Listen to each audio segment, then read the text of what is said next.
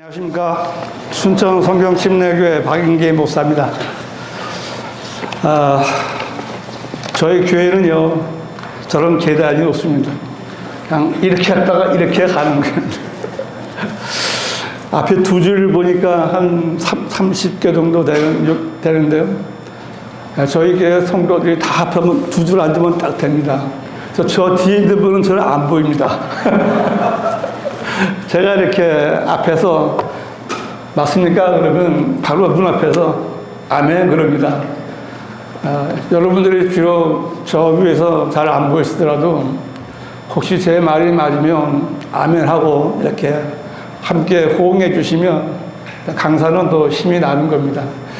내 말을 듣는지 안 듣는지, 뭐 집에 무슨 뭘 불을 끄고 왔는지, 가스불을 끄고 왔는지, 뭐 이렇게 다른 생각을 하다 보면은 여러분은 오늘 아주 헛수고를 하시는 겁니다. 여기 계신 분들 가운데 한 사람도 헛수고 하지 않고 정말 이 시간을 자기 생애 가운데 가장 복되고 또 하나님께 앞에서 기억되어지는 복된 시간이 되시기를 간절히 기도합니다. 오늘 제가 할 내용은요, 바울이 로마로의 여정과 최후라는 제목인데요. 이 바울의 로마 여정과 생의 마지막 순간이 되겠는데요.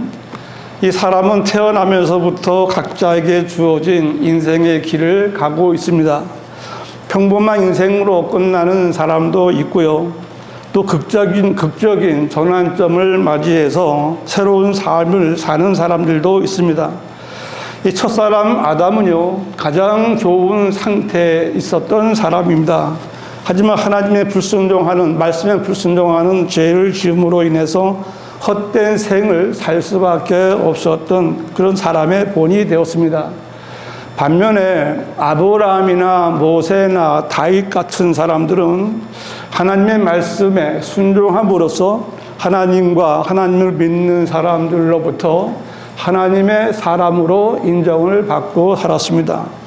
그런데 가장 놀라운 것은요, 죄인으로 태어난 사람들이 그리스도의 복음을 들었을 때 단순히 예수 그리스도를 믿고 구주로 영접했을 때 그뿐인데 그 즉시로 영생을 선물로 받고 하나님의 아들들이 되는 권세를 받은 것입니다.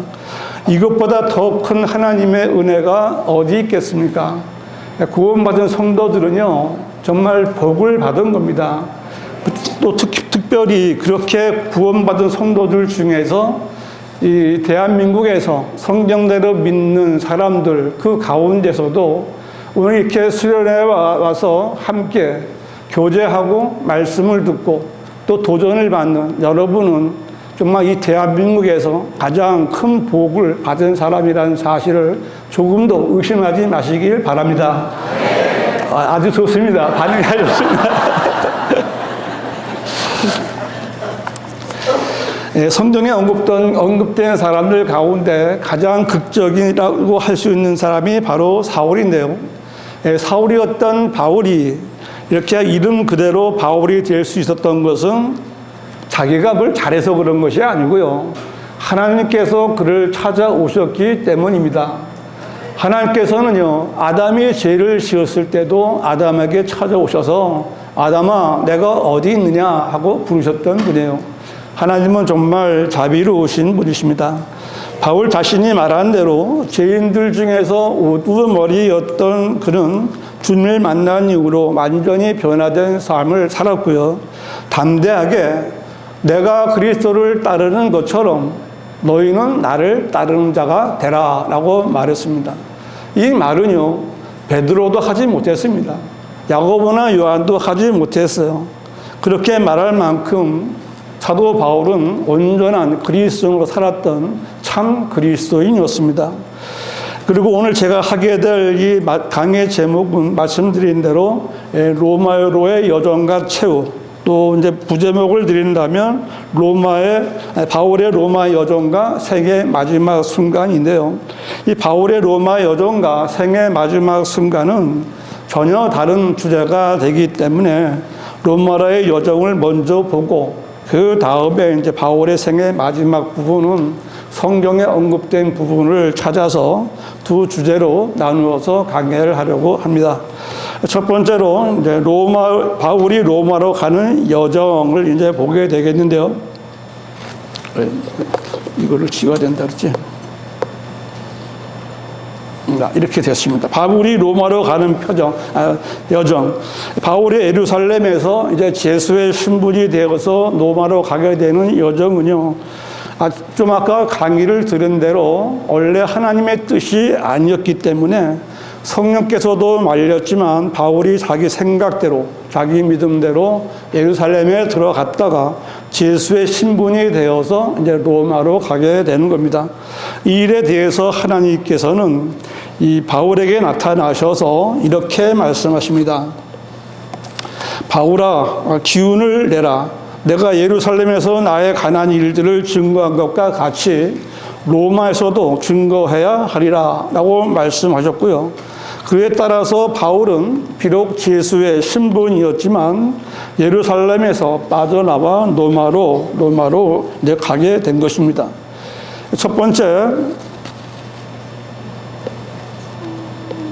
이건 어떻게 넘겼으면 좋겠는데, 바울이 카이사라에서 만난 사람들 된가?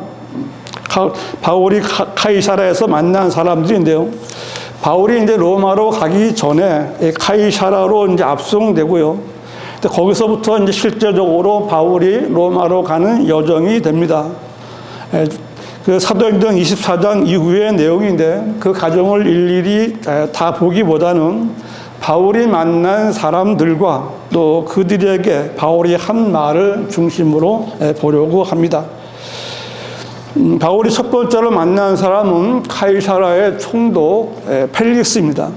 바울은 카이사라의 총독 펠릭스 앞에서 재판을 받게 되지만 펠릭스 총독은 바울의 제목을 찾지 못하고 그리고 재판은 연기하게 되고요.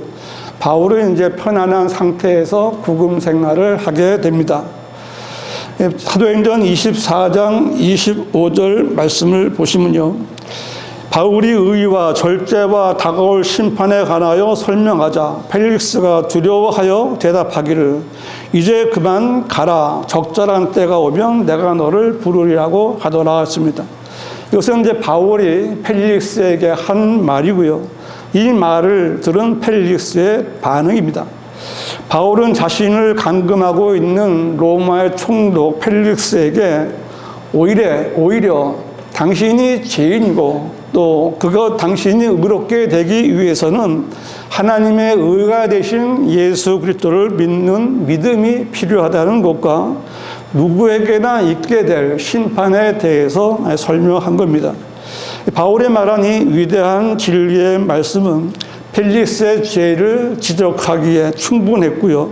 이 펠릭스의 마음을 흔들었고 그를 두렵게까지 했던 겁니다. 우리가 복음을 전할 때도 가장 먼저 하는 게 무엇입니까? 당신은 죄인입니다. 당신이 죽으면 지옥에 갑니다. 이 말을 두려워하면 그 사람은 구원을 받게 되는 거죠. 그런데 펠릭스는요, 돈을 사랑하는 사람이었고요. 돈에만 관심을 가졌기 때문에 구원받을 수 있는 기회를 찾버리고 이제 바울을 2년 동안이나 감금해 두었습니다. 하나님의 위대한 말씀의 능력을 듣고도 그 마음이 완악했기 때문에 받아들일 수 없었습니다. 결국 바울은 2년 동안 침묵할 수밖에 없었고요. 이 2년 동안 바울은 하나님의 일을 할 수가 없었습니다. 누구든지 자신이 한번 자신을 돌아봐야 됩니다. 나는 주님을 사랑하는데, 나는 주님의 일을 하고 싶은데 나는 왜 열매가 없을까? 나는 왜 성장하지 못할까? 이럴 때는 좀 한번 하나님 앞에 자신이 어떤 상태에 있는지 돌아봐야 됩니다. 그 다음에 사도 바울이 제수의 몸으로 만난 두 번째 사람은 총독 페스토입니다. 페스토는 이제 앞에 펠릭스의 후임으로 온 사람인데요. 바울이 페스토의 재판석 앞에서 자신을 변호하면서 말한 것 가운데 기억해야 할 말이 있습니다. 사도행전 25장 11절 말씀인데요. 만일 내가 무엇을 위반했거나 죽을 만한 일을 했다면 죽기를 사양치 아니하리이다. 그러나 만일 이들이 나를 고소한 이런 것들 중에 어떤 것도 사실이 아니라면 아무도 나를 그들에게 넘겨줄 수 없나이다. 내가 카이사에게 상소하나이다 라고 하니 했는데요. 이 말은요, 죽을 죄를 지은 자들은 반드시 죽이라는 그런 성경의 그 연속성, 일관성을 나타내는 말씀입니다. 성경은요, 모세에게 율법이 있기 전에 이미 노아에게 말했던 사형 제도가 있었고요. 구약의 율법에서는 조금 더 구체적으로 사형을 규정하고 있고요. 신약에서 이렇게 죽을 죄에 대한 사형을 바울이 말하고 있는 겁니다. 이것은 성경이 율법 이전이나 율법 이후에도 한 저자가 일관성 있게 쓰신 그런 성경이라는 사실을, 책이라는 사실을 말씀하고 있습니다. 그런데 현대 법정은 어떻습니까? 현대 거의 모든 나라의 법정들은 사형을 선고하지 않습니다. 사형을 집행하지도 않습니다. 지금 우리나라만 해도 사형을 선고를 받았지만 집행하지 않은 사람이 100명이 넘다고 합니다. 이 재판관은요, 심판하는 사람들이잖아요. 하나님을 두려워하지 않기 때문에 세상의 법을 따라서 심판을 하는 겁니다. 결국 그것은 하나님의 말씀을 대적하는 것이고요. 그들은 자신들이 한 심판대로 나중에 심판을 받게 될 것입니다. 그리고 그 후에 사도 바울이 세 번째로 만난 사람은 아그리파 왕입니다. 아그리파 왕 앞에서 바울은 자신이 얼마나 큰 죄인이었었는지를 말하고 그런 그에게 찾아오신 예수 그리스도에 대해서 증거하고 있습니다. 하나님께서는 모든 사람들에게 먼저 은혜를 주신 분이십니다. 하나님께서는 은혜를 주시기 전에 자비를 베풀어 주신 분이시고요. 하나님께서는 믿는 사람이든 믿지 않는 사람이든 자비를 베푸셨고 은혜를 베푸셨고요. 그리고 모든 사람에게 하나님을 믿을 수 있는 믿음을 주신 분이십니다. 하나님께서 은혜도 베풀지 않으시고 내가 은혜롭다라고 말하시는 분이 아니시고요. 하나님께서는 믿을 수 있는 마음도 주지 않으신 채로 내가 믿어라라고 말씀하신 분도 아니십니다.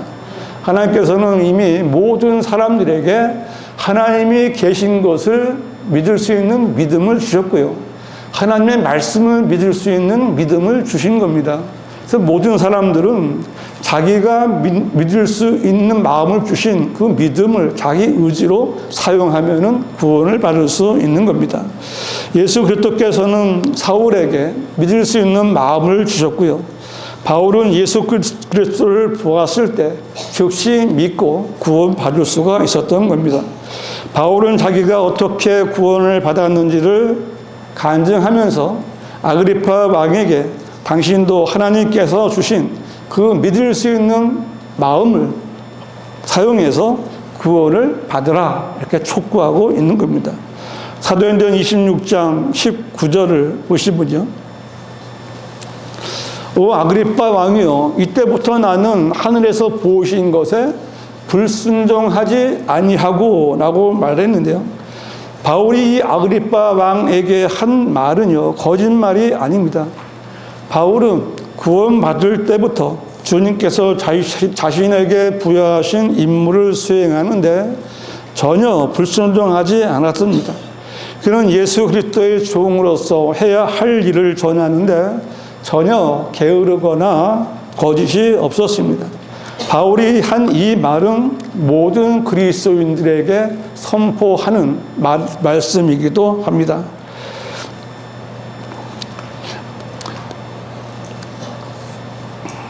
특히 성경대로 믿는 그리스도인이라면 성경에 기록된 말씀에 철저히 순종해야 하는 겁니다. 사도행전 26장 26절 말씀 보시면 왕께서는 이런 일에 관하여 알고 계시기에 나도 자유로이 왕께 말씀드리오니 이는 이 일이 한쪽 구석에서 일어난 것이 아니기에 이 일에 관한 것은 조금도 왕께 감추어지지 않았음을 내가 확신함이니이다 했어요. 바울은요 지금 아그리파 왕 앞에서 복음을 전하고 있습니다. 바울은 복음 전파를 방해하려는 페스토를 한쪽으로 치워놓고 이렇게 왕에게 다시 복음을 전하고 있는 겁니다. 그는 왕에게 예수 그리스도께서 죽으시고 장사되셨다가 다시 살아나셨다는 사실을 전하면서 이것은 로마의 왕인 당신도 분명히 알고 있는 사실이라는 것을 선포하고 있는 겁니다. 사도행전 26장 27절에 아그리빠 왕이여 선지자들을 믿으시나이까? 믿으시는 줄 아나이다 라고 하니라. 바울은 이미 왕의 마음을 읽고 있었습니다. 우리가 구령하는 사람들의 마음을 이미 읽고 이 사람이 구원을 받았는지 아닌지 알고 있지 않습니까? 이것은 이제 구령자의 특권입니다. 마땅히 또 해야 될 일입니다. 왕은 바울이 말한 예수 그리스도의 죽음과 부활이 선지자들이 말한 대로 이루어졌다는 그 사실을 알고 있었고 그것이 사실이기에 또한 믿고 있었습니다. 바울은 아그리파 왕에게 이제 그 마음속에 있는 하나님께서 주신 그 믿음을 사용해서 그의 초청에 응하여 일어나서 구원을 받으라고 왕을 윽박지르고 있는 겁니다. 지금이 기회야. 당신은 지금 아니면 구원받을 수 없어. 이렇게 말하고 있는 거예요. 이 강력한 바울의 말에 아그리파 왕은 항복한 겁니다. 항복을 했지만 바울의 구원 초청은 거절한 겁니다. 누구든지 구원받을 수 있는데요. 이렇게 자기 믿음을 하나님께서 주신 믿음을 사용하느냐 사용하지 않느냐에 따라서 즉시 그 자리에서 하늘나라와 지옥이 결정되는 겁니다. 그리고 바울에게 아그리빠 왕은 이렇게 말해요. 내가 나를 설득시켜 거의 그리스도인이 되게 하려 하는도다 라고 말할 수밖에 없었습니다. 아그리빠 왕은요 패배자였어요. 그는 구원받을 수 있는 기회를 놓친 겁니다. 그는 이전에도 죄인이었고요. 복음을 들은 그 당시도 죄인이었고 그 이후도 그는 죄인입니다. 그는 지옥 대기자였습니다. 아그리파 왕은 그의 인생 가운데 구원받을 수 있는 그 유일한 기회를 그의 권세와 그와 함께 하는 그 사람들 앞에서 그 자존심 때문에 붙잡지를 못한 겁니다. 우리가 복음을 전할 때 제가 이제 그 순천에 보면은 그 매산 중고등학교가 있습니다. 여자도 있고 남자 중학교도 있는데 제가 이제 학교 끝나는 시간 되면 성경을 들고 나갑니다. 그러면 3씩, 4씩 몰려오는 거예요. 근데 그 자리에서 이제 성경을 펴서 복음을 전하면 듣는 아이들은 듣습니다. 그리고 이제 네가 믿는 것을 입으로 고백하고 구원을 받겠느냐? 그러면 가겠습니다. 그렇게 얘기하면요. 그러면 내가 어떻게 하는지 알려줄 테니까 나를 따라 나와 함께 기도하자고 합니다. 하나님 하는 순간 이렇게 얼마나 그 두렵겠어요. 그런데 또 그 좀 짓궂은 아이들은요 이렇게 동영상을 찍어요.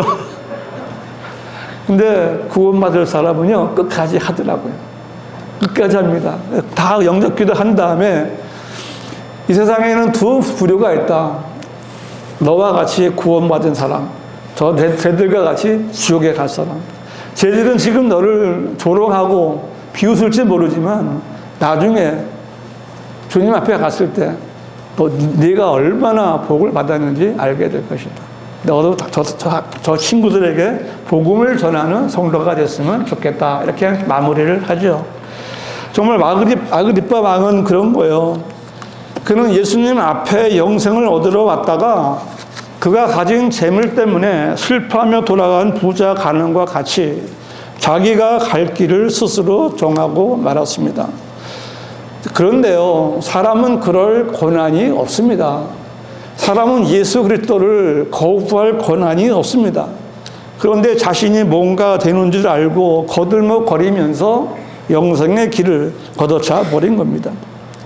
이에 대해서 이제 바울이 말하죠. 사도행전 26장 29절에 바울이 말하기를 당신뿐만 아니라 오늘 얘기 듣는 모든 사람도 거의 그리스도인이 되었거니와 이렇게 결박당한 것을 제외하고는 모두가 나와 같이 되기를 하나님께 바라나이다 하더라.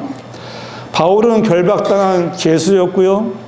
그의 행색은 그야말로 보잘것이 없는 그런 사람이었습니다. 그 화려하게 외관을 갖춘 아그리파 왕과 총독과 고급 장교들과 이 성읍의 유지들과 비교하면 그의 모습은 정말 한없이 작고 초라하고 볼품이 없었습니다. 마치 예수님께서 사람들이 보기에 흠모할 만한 아름다움이 전혀 없었던 것처럼 바울도 그 앞에 있는 사람들이 보기에 전혀 관심을 끌지 못할 그런 사람입니다. 그런데 바울은 이미 죄수가 아니었습니다. 오히려 그 앞에 왕과 함께 앉아있는 그 사람들이 죄수들입니다. 바울은 그들이 죄수들이라는 사실을 선포했고요. 구원받으라고 그리스도의 복음을 전한 겁니다. 바울이 카이사라에서 만난 대표적인 사람들은 이렇게 총독 페스토와 펠릭스와 페스토 그리고 아그리파 왕이었는데요. 그 세 사람은 모두 참 그리스도인이었고 참된 복음 전파자였던 이 바울이 전파한 복음을 들었지만 거의 하고 구원받지 못했습니다. 이제 바울이 전파한 복음을 들었지만 그런 거절한 사람들의 운명은 결정되었습니다.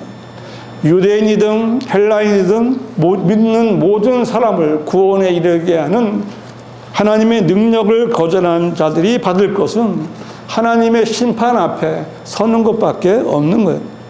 거기서 그들은 그 바울과 대면했던 때를 기억하게 될 것이고요. 거의 그리스도인이 될 뻔했던 그 순간의 오판을 후회하면서 불과 유황이 타는 불못으로 던져지게 될 것입니다. 모든 그리스도인들이 바울이 그렇게 복음을 전했던 것처럼 언제 어디서나 강력하게 복음을 전파할 수 있어야 되고요. 또한 한 번 거절했더라도 그들의 구원을 위해서 우리는 기도를 해야 하는 겁니다. 아무도 아멘을 안 하시는군요. 여러분은 구원받지 못한 사람들을 위해서 기도하지 않으십니까? 기도하셔야 됩니다. 아그리파 왕은 바울을 재판하면서 이 사람은 사형이나 결박을 당할 만한 일은 전혀 하지 않았노라고 판단했듯이 바울은 전혀 죄가 없었습니다. 그가 지은 죄라고는 아그리파 왕과 같은 사람들에게 지옥에 가지 말라고 구원을 받으라고 복음을 전한 것밖에는 다른 죄가 없었습니다. 아그리파 왕도 그것을 알고 있었기에 총독인 페스토에게 그가 카이사에게 항소하지만 아니하였다면 석방시켜 줄 수 있었으리라고 말했지만 이건 아그리파가 잘못한 겁니다. 이 그리스도인의 생의 권세를 잡은 사람, 그리스도인의 생은요, 이 세상의 권세를 잡은 사람이 결정하는 것이 아닙니다. 그리스도인은요, 하나님께서 정하신 대로 그 인도함을 받는 겁니다. 하나님께서는 바울을 로마로 보낼 것을 이미 결정하셨고요. 이에 따라서 바울의 로마 여정은 이미 정해진 것입니다. 두 번째로 카이사라에서 로마로의 여정을 보시겠습니다. 사도행전 27장 1절부터는 이제 바울이 로마로 가는 이제 본격적인 항해가 시작되는데요. 바울이 카이사라에서 로마까지 가는 여정은 하나님의 뜻을 거스르는 이제 마귀의 공격을 받게 되고요. 바울은 죽을 수 있는 순간을 여러 번 맞이하게 됩니다.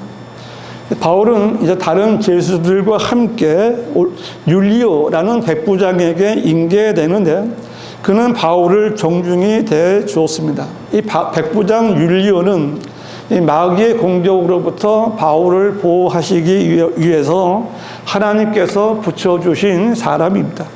로마로 가는 여정은 시작되었지만 배가 크레테에 왔을 때 바람이 맞지 않아서 항해가 위태로워졌고 이때 바울은 선장과 선주에게 사도행전 27장 10절 말씀에 여러분 내가 보니 이번 항해에 화물과 배뿐만 아니라 우리의 생명에도 상당한 손실과 피해가 있으리라고 말하며 항해를 만류했지만 백부장은 선장과 선지의 말을 더 신뢰하고 항해를 시작했습니다. 하지만 바울의 말대로 그들의 항해는 좋은 여행이 될 수가 없었습니다. 이 하나님의 사람이 하는 말이나 그 권면을 무시한 사람들은 반드시 그 대가를 치를 수밖에 없음을 알게 되는데 그 많은 시간이 필요하지 않습니다. 그들은 항해를 시작했지만 곧 폭풍을 만나게 되어 배에 돛을 내리고 표류할 수밖에 없었습니다. 배를 가볍게 하기 위해서 배에 짐을 던져버렸고요. 배의 장비들까지 뜯어서 바다에 던져버려야 했습니다.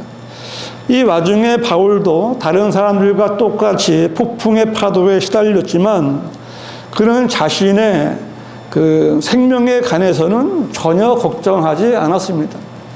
여러분들이 항해를 하고 있는데 그 배가 어디로 가는지 모르고 이리저리 비틀비틀거리고 사람들은 구토를 하고 이리저리 몰려다니며 바울도 어쩔 수 없지 않습니까? 똑같이 그 일을 당했지만 바울은 그 자신의 생명에 관해서는 전혀 걱정을 하지 않았습니다. 왜냐하면 바울은 하나님께서 사도행전 23장 11절에 말씀하신 대로 바울아 기운을 내라. 내가 예루살렘에서 나에 관한 일들을 증거한 것과 같이 로마에서도 증거해야 하리라. 넘어가야 되는데 이렇게 이렇게 한 거예요. 이 사실을 믿고 있었던 겁니다. 그래서 바울은 그 어떤 일이 있어도 자신이 로마에 가서 하나님을 증거해야 한다라는 사실을 알고 있었고요. 믿고 있었습니다. 그러기에 구도될 소망도 없고 여러 날들 동안 이렇게 먹지 못하는 그런 사람들에게 담대하게 기운을 내라라고 말할 수가 있었던 겁니다.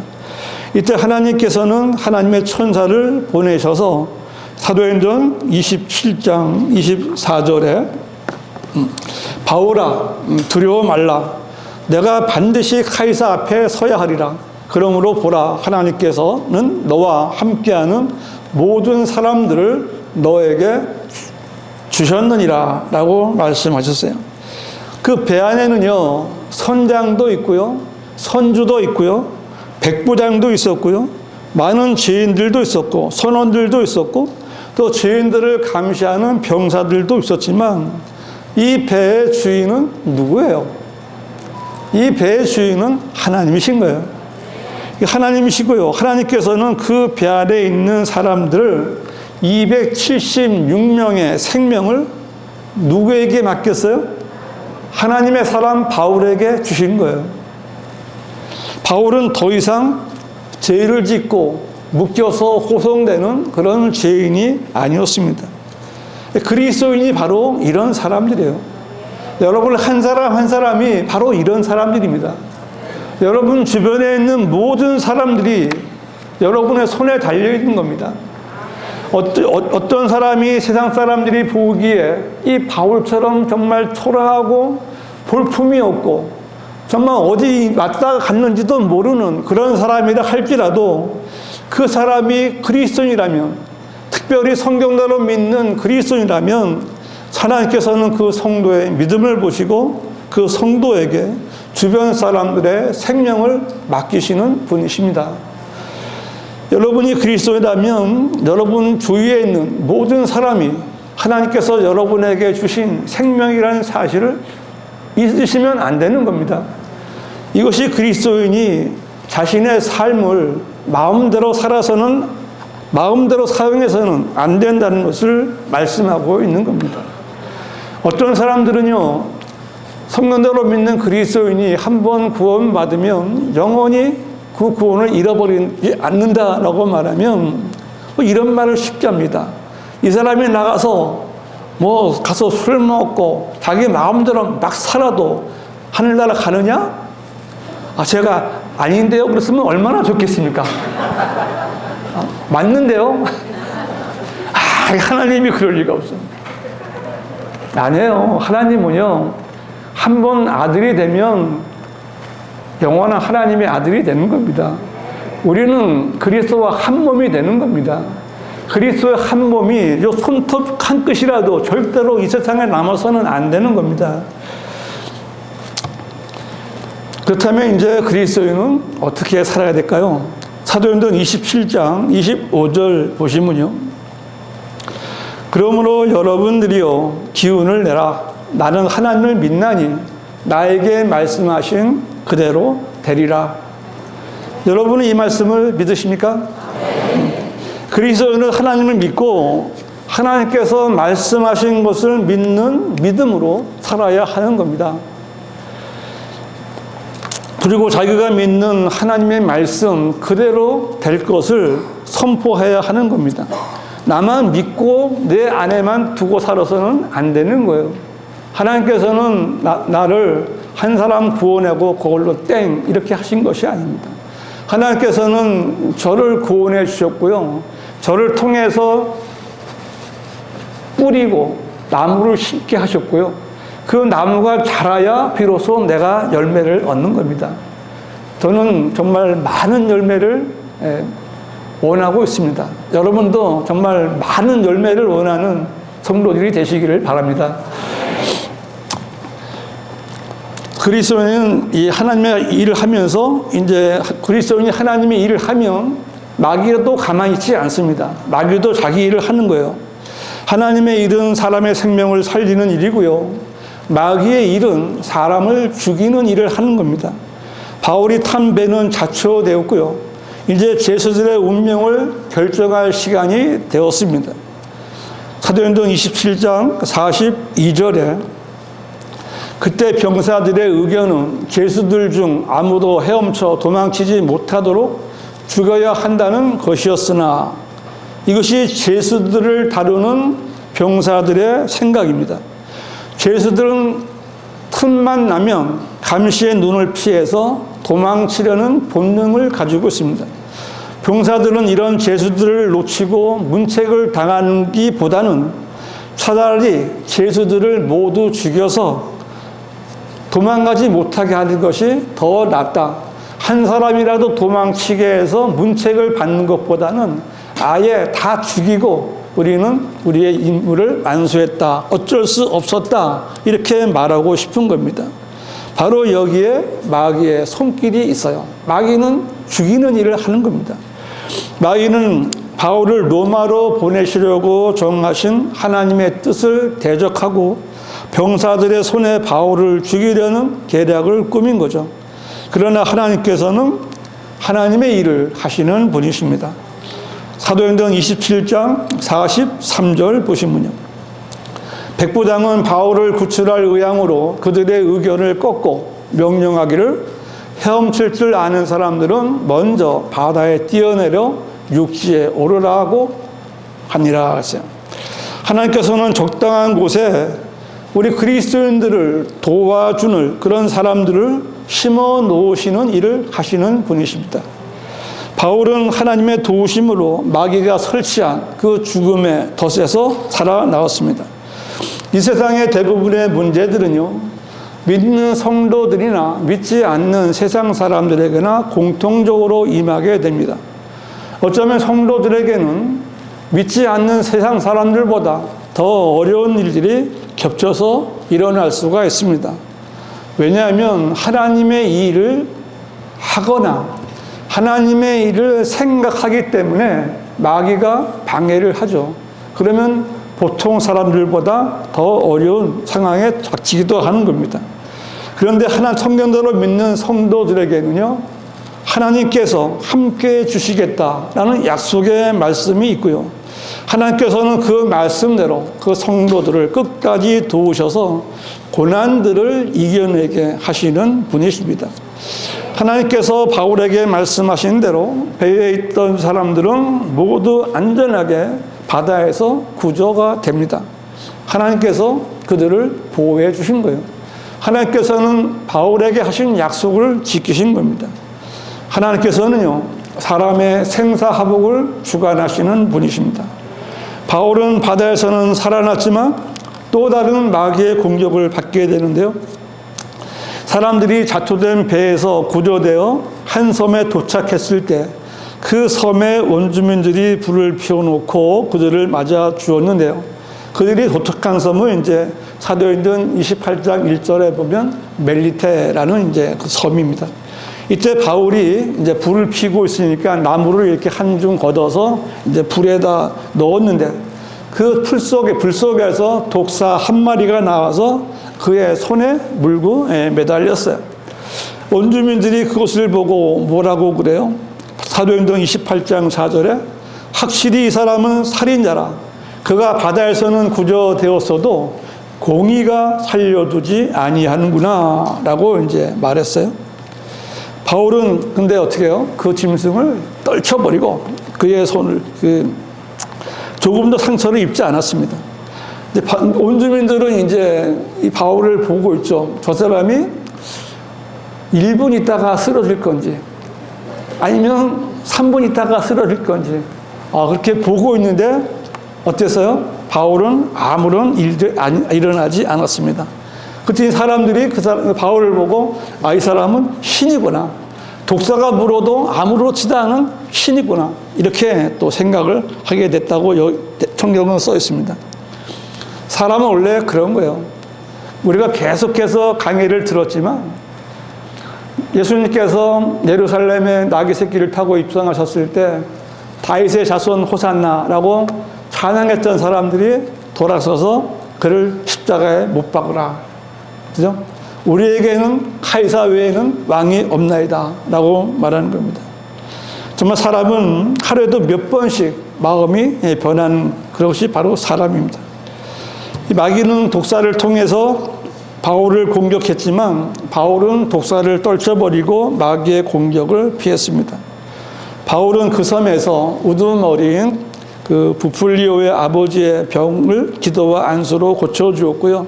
그 섬에 다른 병자들도 와서 고침을 받았습니다. 이러한 치유의 표적으로 바울은 그 섬에서 적지 않은 사람을 구원했습니다.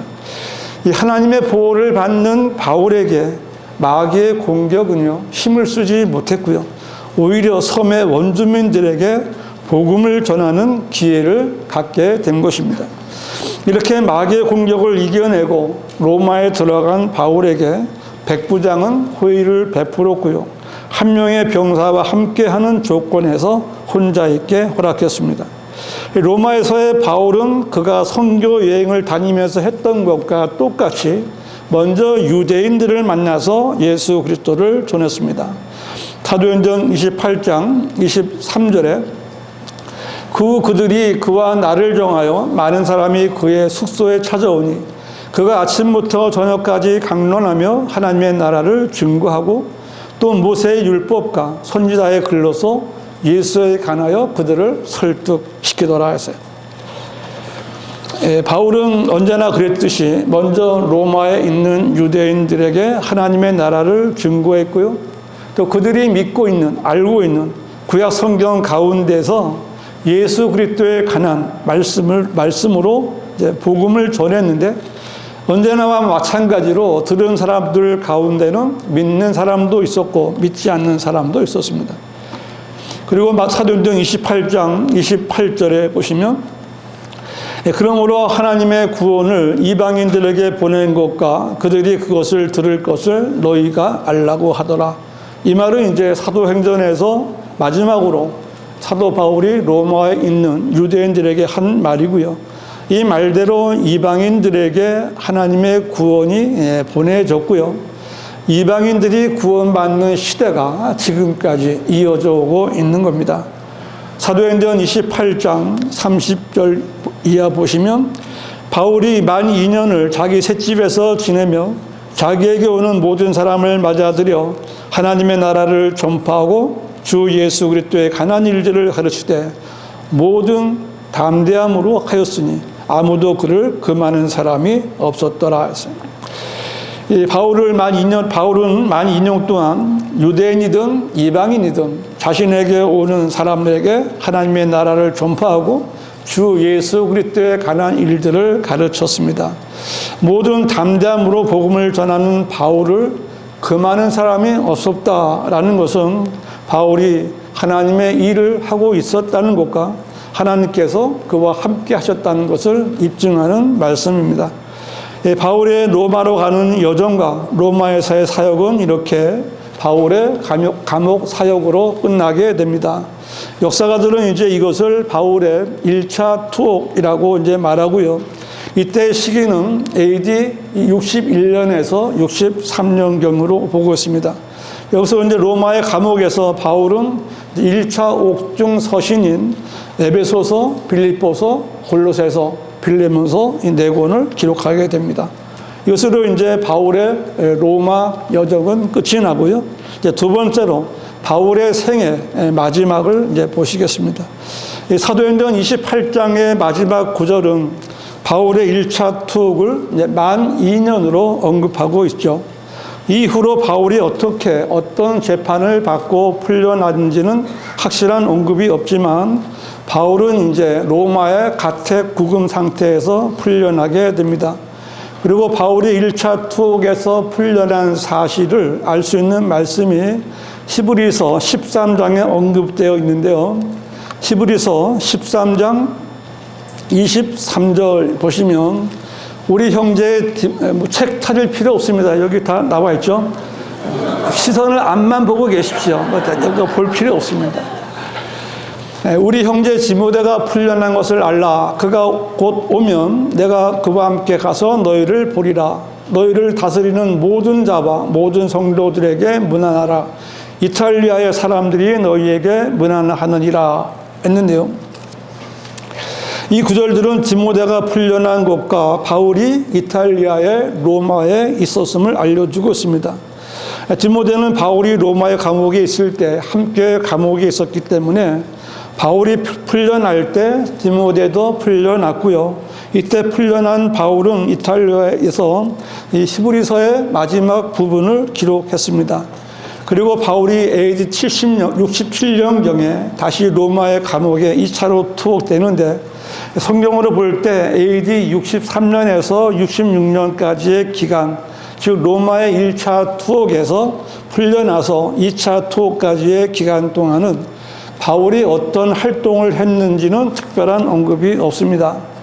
하지만 바울이 할 일이 뭐가 있겠습니까? 여러분은 할 일이 없을 때 무엇을 하십니까? 성경 보십니까? 기도하십니까? 복음을 전하십니까? 바울도 똑같이 그렇게 했을 겁니다. 감옥에서 풀려난 바울은요, 자유로운 상태에서 자신이 복음을 전했던 지역의 교회들이 잘하고 있는지 지역의 교회들도 찾아보았고요. 또 자기가 복음을 전하고 싶었던 곳으로의 선교 여행을 계속했던 것으로 여겨지고요. 바울은 1차 투옥과 2차 투옥인 AD 65년경에 이제 디모데 전서와 디도서를 기록했습니다. 바울은 디모데 전서 1장 2절에서는 믿음 안에서 나의 아들 된 디모데라고 불렀고요. 디도에게는 디도서 1장 4절에 같은 믿음을 따라 나의 참 아들 된 디도라고 불렀습니다. 이는 바울이 전하는 복음을 통해서 디모데와 디도를 예수 그리스도께로 인도했기 때문에 이렇게 말하는 겁니다. 여러분이 누군가를 복음을 전해서 구령한다면, 그리고 그 사람이 이제 하나님의 아들들이 되는 권세를 받았다면 그 사람은 형제도 되지만 바울처럼 영적인 아들을 두는 겁니다. 바울은 첫 번째 투옥에서 풀려난 후에 디모데와 디도 등 동역자들과 함께 에베소와 크레테 등의 지역교회를 방문했는데, 이때 디모데는 에베소 교회의 설교자로 머무르게 했고요. 또 디도는 크레테 지역교회의 목자로 남겨두었습니다. 그 후에 바울은 디모데 전서와 디도서를 기록해서 지역교회의 목자가 된 그의 아들들에게 성경대로 교회를 운영하라는 그런 교훈을 써서 보냈는데, 이것이 이제 디모데 전서와 디도서가 되는 겁니다. 그리고 바울은 어쩌면 1차 투옥에서 풀려난 후에 스페인에 갔을지도 모릅니다. 로마서 15장 24절에 있는 말씀인데요. 스페인으로 갈 때 너희에게로 가겠노라.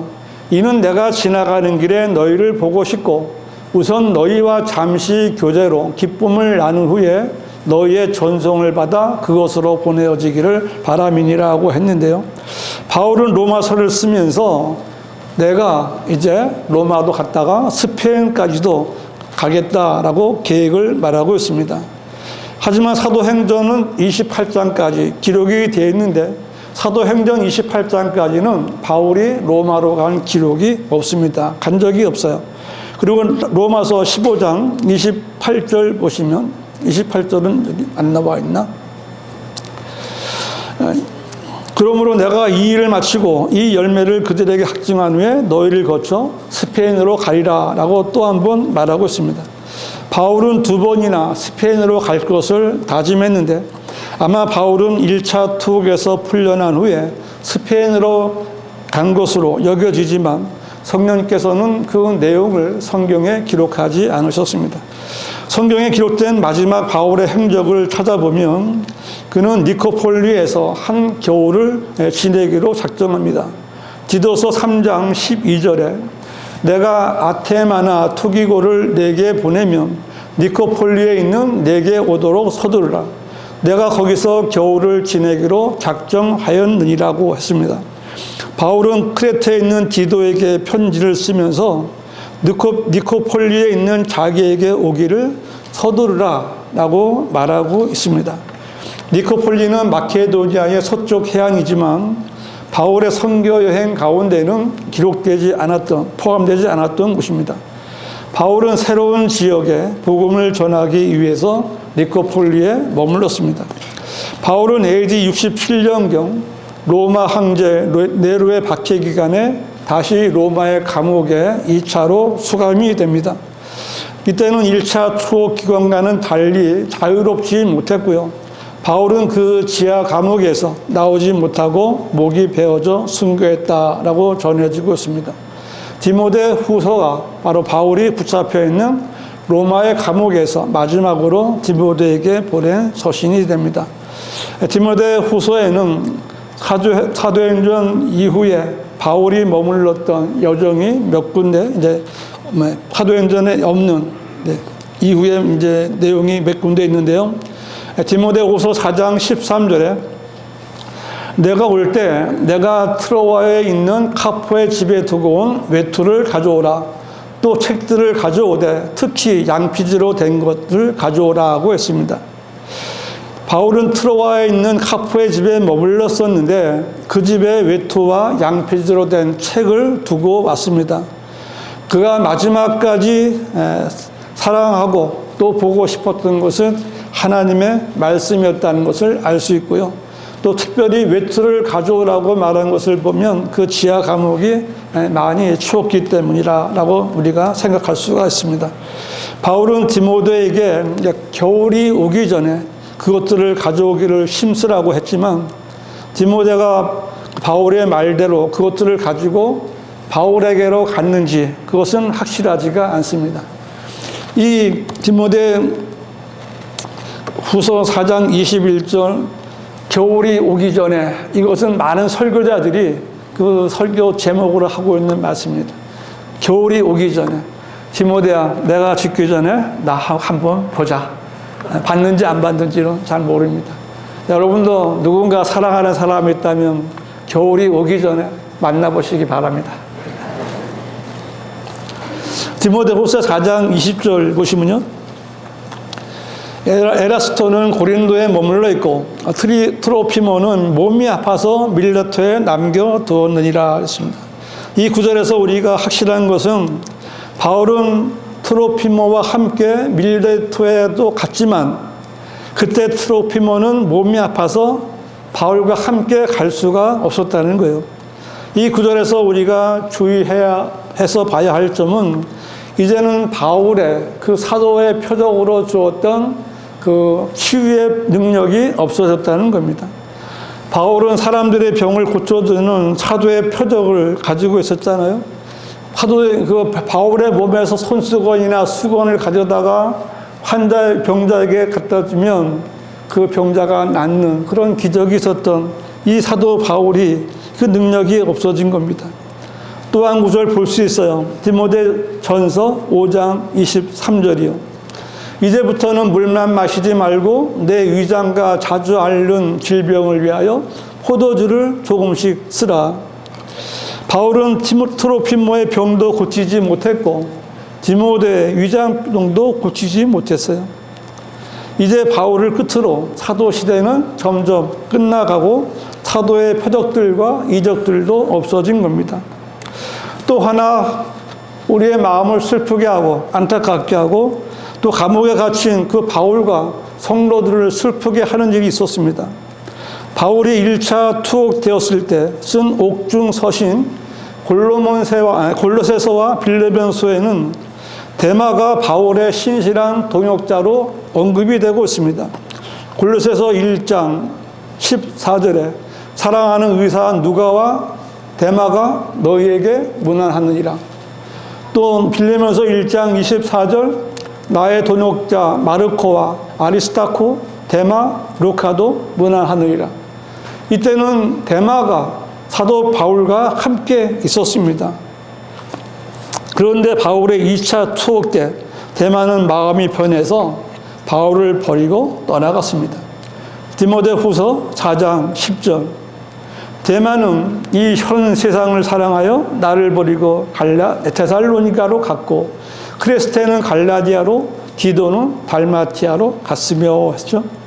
데마는 바울과 함께 쌓아왔던 그 하늘의 보물들을 모두 잃어버리는 어리석은 자가 된 겁니다. 이 말씀은 이 시대의 그리스도인들에게도 경종을 울리는 진리의 말씀이에요. 그리스도의 심판 속에서 우리가 행한 일들이 다 타버린다면 얼마나 후회스럽겠습니까? 성경은요, 이 데마가 이 바울을 떠나서 다시 회심했다거나 돌아왔다는 기록이 없습니다. 데마는 바울을 떠난 것으로 끝나버린 겁니다. 데마는 구원받은 성도라면 그리스도의 심판 속에서 바울을 만나겠죠. 그리고 자기가 한 일이 다 불타버리는 손해를 보는 일을 자기 눈으로 보게 될 겁니다. 우리가 이런 처지에 처하게 된다면 좋으십니까? 좋으십니까? 안 좋죠. 우리가 행한 것들이 불에 의해서 타버리지 않고 그대로 남아있으면 상을 받을 것이요. 상을 받는 성도들이 되시기를 바랍니다. 이렇게 타직한 로마 지하 감옥에서 바울의 생애는 끝나가고 있었지만 하지만 그는 분명히 승리자였습니다. 디모데후서 4장 7절에 보시면요. 내가 선한 싸움을 싸우고 달려갈 길을 마치고 믿음을 지켰으니 이후로는 나를 위하여 의의 면류관이 마련되어 있어 의로운 재판관이신 주께서 그날에 그것을 내게 주실 것이며 또 나뿐만 아니라 그의 나타나심을 사모하는 모든 사람에게도 주실 것이라. 바울은 자신이 말한 대로 선한 싸움을 싸우고 달려갈 길을 마치고 믿음을 지켰기에 주님이 주시는 의의 면류관을 받을 것을 확신하고 있었습니다. 그렇다면 모든 성도들이 바울처럼 치열하게 싸워 이겨야만 의의 면류관을 받을 수 있는 것입니까? 그렇지는 않죠. 바울은 자신만 의의 면류관을 받을 것이라고 말하지 않고 그의 나타나심을 사모하는 모든 사람도 의의 면류관을 받을 것이라고 말했습니다. 여러분은 주의 나타나심을 사모하십니까? 네, 그렇다면 여러분은 의의 면류관을 따놓은 당상입니다. 아무도 아멘을 안 하시네요. 왜 이렇게 아멘을 안 하십니까? 불만 있으십니까? 말해 보십시오. 제가 다 알려드릴 테니까. 주님이 오시면 그리스도와 함께 이 땅에서 통치하기를 원하는 성경대로 믿는 사람들은 누구든지 주님의 나타나심을 사모하고 있고요. 그로 인해서 의의 면류관을 받게 될 것입니다. 하지만 우리 주변에 있으면서 교회를 다니면서 무천년주의, 구천년주의를 가르치는 교단교회 다니는 교인들은 주님의 오심을 사모하는 것을 모르기 때문에 이 말씀에서 벗어나 있는 겁니다. 그들은 구원을 받았다 할지라도 참 비참한 사람들인 거예요. 마귀에게 사로잡혀서 헛된 일에 일생을 보내고 있는 자들입니다. 디모데후서 4장 18절입니다. 주께서는 나를 모든 악한 일에서 구해내시고 그의 하늘나라에 이르기까지 나를 보호하시리니 영광이 그분께 영원무궁토록 있기를 원하노라. 아멘. 이 구절에서 바울은 그의 생애 마지막으로 자신의 혼을 주님께 간구하고 있습니다. 혼을 위해서. 바울이 가고 싶었던 나라는 그가 갔었던 셋지 않을 하늘나라였고요. 그는 가본 적이 있었잖아요. 바울은 자신의 목이 베어지는 것을 전혀 두려워하지 않았습니다. 그는 이미 하늘나라에 이르기까지 자신을 보호해 주시는 주님과 동행하고 있었기 때문에 두려워하지 않습니다. 결론적으로 바울은 다마스커스에서 가는 길에서 그를 찾아오신 주님을 만났을 때부터 죽을 때까지 변치 않는 믿음을 가지고 있었습니다. 그때 바울은 처음 주님께서 자신에게 나타나셨을 때 주님께 이렇게 말합니다. 주여, 내가 어떻게 하기를 원하시나이까? 이렇게 물었고요. 그때 이후로 주님이 말씀하시는 것에서 벗어나지 않는 생을 살았습니다. 그리고 바울은 그때 하늘에서 보이신 것에 불순종하지 않고 순종하면서 살았습니다. 그리고 바울은 내가 그리스도를 따르는 것처럼 너희는 나를 따르는 자가 되라고 말할 수 있는 참 그리스도인의 생을 살았습니다. 여러분이 그리스도인이라면, 그리고 성경대로 믿는 그리스도인이라면 여러분은 사도 바울과 같이 그 사도 바울이 갔던 그 길에서 벗어나서는 안 되는 겁니다. 바울은 우리와 똑같은 사람이었습니다. 바울보다 더 악한 사람이 없었어요. 여러분 가운데는 바울보다 더 악한 사람이 전혀 없었습니다. 바울이 할 수 있다면 우리도 할 수 있는 겁니다. 우리는 먼저 이렇게 물어야 되는 겁니다. 주여, 내가 어떻게 하기를 원하시나이까? 여러분 이렇게 물으셨습니까? 여러분은 내가 주님께, 주님, 내가 어떻게 하기를 원하시나이까? 내가 무엇을 하기를 원하시나이까? 묻지 않으셨습니까? 묻지 않으셨다면 오늘 다시 한번 주님, 내가 무엇을 해야 합니까? 내가 어떻게 해야 됩니까? 물어봐야 됩니다. 그리고 주님께서 알려주시는 대로 순종하시기 바랍니다. 그리고 내가 그리스도를 따르는 것처럼 당신은 나를 따르는 자가 되라라고 말할 수 있도록 성경대로 믿고 실행해야 하는 겁니다. 바울만이 아니라 그리스도인이라면 누구든지 그렇게 말할 수 있어야 되는 겁니다. 내가 그렇게 말할 수 없다면 내 마음에 내가 뭔가 말씀에 어긋나는 것이 있는 겁니다. 그러면 그것을 버리십시오. 해결할 수 있으면 해결하십시오. 그리고 누구에게든지 내가 그리스도를 따르는 것처럼 당신도 나를 따르는 자가 되십시오. 이렇게 말할 수 있는 성도들이 되시기를 바랍니다. 바울은 복음을 전파했어요. 어려운 일이 아닙니다. 자기가 아는 대로 순종했고요. 주님의 다시 오심을 사모했습니다. 여러분 다 그렇게 하고 계시잖아요. 복음을 전하시잖아요. 말씀을 읽으시잖아요. 기도하시잖아요. 주님이 오시기를 소망하고 있지 않습니까? 바울은 별다른 게 있습니까? 다 똑같습니다. 여러분은 이미 많은 말씀들을 알고 있습니다. 그 말씀대로만 하면 바울을 따라갈 수 있습니다. 우리가 지금까지 여름 수련회에 와서 몇 시간 동안 이 강의를 들었습니다. 바울의 생애를 돌아보았습니다. 바울은 우리가 따라야 할 그 표본입니다. 여러 시간 이렇게 말씀을 듣고도 아직까지도 나에게 아무런 다짐도 없고 또 변화도 없다면 여러분은 지금 헛된 시간을 보내고 있는 겁니다. 다시 한번 생각하십시오. 주여, 내가 무엇을 하기를 원하시나이까? 다시 잘 돌아보시고요. 정말 사도 바울을 따라서 우리가 하고 있는 일, 아주 작은 일서부터 성경대로 믿고 행하는 성도들이 되시기를 바랍니다.